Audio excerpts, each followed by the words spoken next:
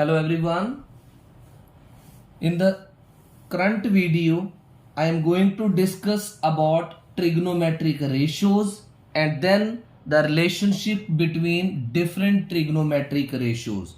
So students, this topic trigonometry, which is considered otherwise to be typical, difficult, it is not really difficult. This is the basic. If you understand the basic, it will be really very easy for you to do the trigonometry. So let's do a good beginning from here. See, here I am drawing a right angled triangle. Roughly this is a right angled triangle and I have named it as ABC. और ये right angle triangle किस angle के ऊपर right angled है? B angle के ऊपर. Angle B जो है वो 90 डिग्री है. Right. So here we will find trigonometric ratios. Trigonometric ratios. किसकी ट्रिग्नोमेट्रिक रेशियोज निकालेंगे? Of angle A. Trigonometric ratios of angle A in right angled triangle ABC. अब ये एंगल ए क्यों बोला?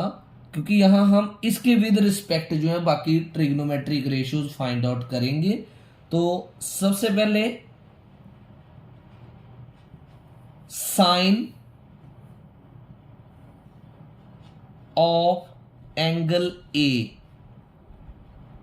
Sign of angle A, this is called perpendicular, this is called hypotenuse, this is called base. Right. यहां एक simple सा formula याद करते हैं. P B H H B. इसको ऐसे बोलना है, पंडित बद्री प्रसाद हर हर बोले. कैसे? पंडित बद्री प्रसाद हर हर बोले. तो ये जो फर्स्ट है साइन होगा, ये जो है वो कॉस होगा और इसको टेन बोलेंगे. राइट. तो साइन ऑफ एंगल ए क्या होगा? Perpendicular over hypotenuse P over H. और यहां परपेंडिकुलर क्या है? BC अपॉन हाइपोटेन्यूज क्या है? AC. ऑलराइट. आप इसको ऐसे भी लिख सकते हैं, sine angle A P over H is equal to BC upon AC. मीन्स आपको याद रखना है कि sine of any angle it is perpendicular over hypotenuse.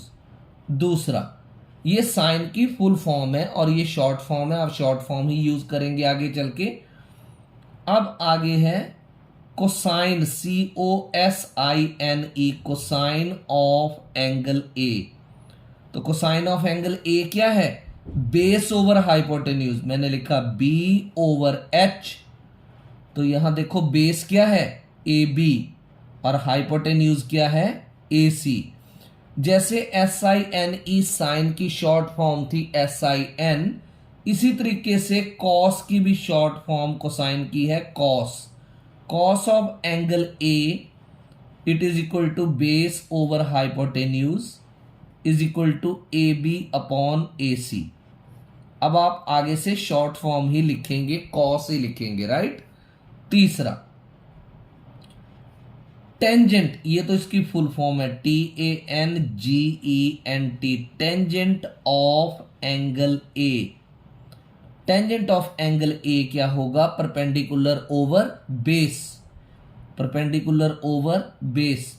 तो क्या है यहां परपेंडिकुलर? BC. और बेस क्या है यहां पर? AB. ऑलराइट. तो tan हो गया. अब नेक्स्ट आता है cotangent, COTANGENT. Cotangent of angle ए. अब आपको ये बता दूं, कोटेंजेंट जो है वो टेंजेंट का ऑपोजिट होता है, उल्टा. राइट. तो ये देखो मैं इसको ऐसे लिख देता हूं 1 अपॉन टेंजेंट ऑफ एंगल ए। अगर ये टेंजेंट का उल्टा होता है तो इसका मतलब बेस ओवर परपेंडिकुलर हो जाएगा, क्योंकि टेंजेंट आपने परपेंडिकुलर ओवर बेस किया था, तो कोटेंजेंट होगा बेस अपॉन परपेंडिकुलर। तो बेस आपके पास क्या है, ए बी, और परपेंडिकुलर आपके पास क्या है, बी सी। राइट। अब फिफ्थ करते हैं। जैसे टेन का उल्टा कोटेंजेंट था, कोसाइन का उल्टा जो है वो सीकेंट है, SECANT, सीकेंट ऑफ एंगल ए। तो किसका उल्टा मैंने बताया, सीकेंट, कॉस का। सो कॉस ऑफ एंगल ए का।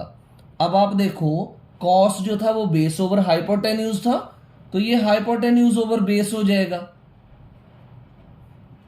तो हाइपोटेन्यूज आपके पास क्या है, AC, और बेस क्या है आपके पास, AB।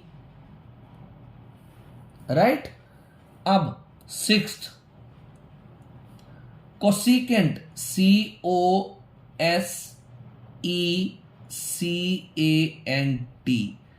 कोसिकेंट ऑफ एंगल ए। अब ये जो कोसिकेंट है वो साइन का उल्टा है, साइन ऑफ एंगल ए। तो साइन क्या था, परपेंडिकुलर ओवर हाइपोटेन्यूज, ये हाइपोटेन्यूज ओवर परपेंडिकुलर हो जाएगा। और हाइपोटेन्यूज आपके पास AC है फिगर में, परपेंडिकुलर आपके पास BC है। जैसे आपने साइन की शॉर्ट फॉर्म SIN लिखी, कोसाइन की शॉर्ट फॉर्म आपने कॉस लिखी, टेंजेंट की शॉर्ट फॉर्म रहेगी टेन एंगल ए, कोटेंजेंट की शॉर्ट फॉर्म रहेगी कॉट एंगल ए, सीकेंट की शॉर्ट फॉर्म रहेगी सेक एंगल ए, और कोसिकेंट की रहेगी COSEC angle A, cosec angle A. तो आपने क्वेश्चंस में बिल्कुल शॉर्ट फॉर्म यूज करनी है। साइन एंगल ए के लिए SIN angle A, cos angle A, tan angle A, cot angle A, secant angle A और कोसिकेंट एंगल ए। और आपको ये याद रख लेना है कि जो कॉट ए होता है, ये मैं यहां पर लर्न करना हूं, LEARN, लर्न। आपको याद रखना है कि कॉट ए जो है वो हमेशा किसका उल्टा होता है, टेन ए का। राइट। इसी तरह से सीकेंट ए कॉस का उल्टा है, 1 अपॉन कॉस ए। अब ए की जगह एंगल कोई भी आ सकता है। इसी तरह से कोसिकेंट ए जो है वो साइन ए का रेसिप्रोकल है, साइन ए का उल्टा। राइट। अब there are certain relationships, right. So let's do those relationships, relationships between trigonometric ratios. तो रिलेशनशिप